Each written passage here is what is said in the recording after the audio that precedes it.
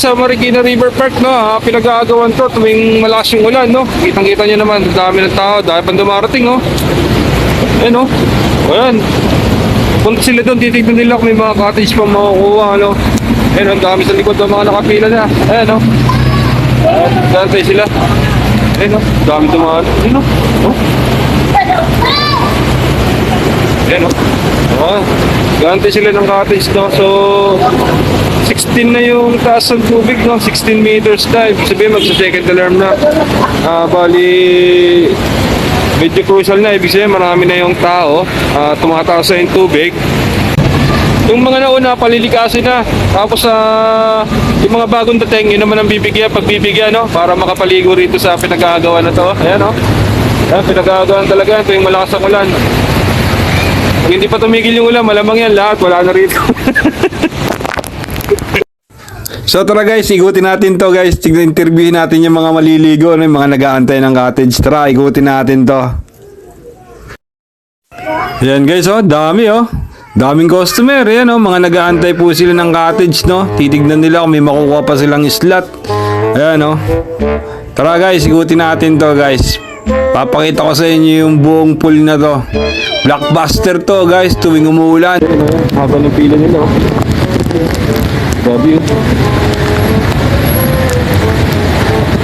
Ayan guys, yung mga nag-aantay ng cottage yan guys.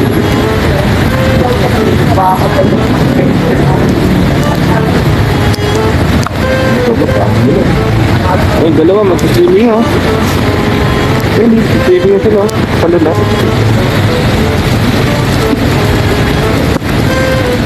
Ayun oh. Yung nakapag-umpay yung dalawa, ayun. Ayun, ayun. Ang sweet! Beach date sa Brownwater in Marikina River Park! Sana all! Dati na yan.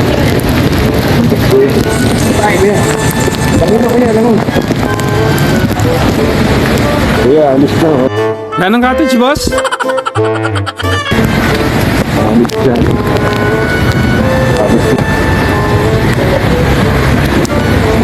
Sila kuya din, wala na rin nakuha ata. Alis pa rin sila.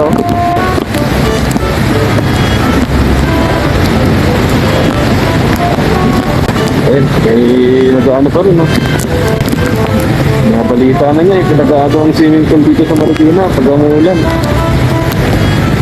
So, mamito to, baka pwede makapag-swimming daw.